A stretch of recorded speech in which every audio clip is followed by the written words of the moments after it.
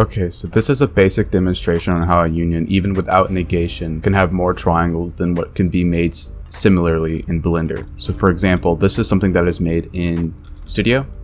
I can union it together, and then I could just export it as a mesh.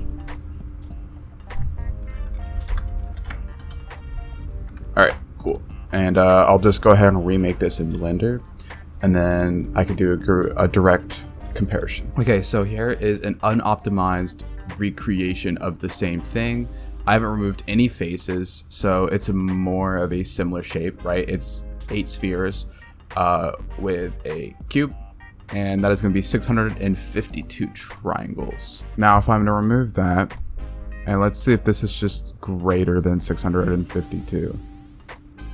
Yeah, this is 3,712. If you open up the wireframe, this is a ridiculous number of triangles for spheres, and even more ridiculous number of triangles just for the cube itself. Just look how many triangles there are on the cube.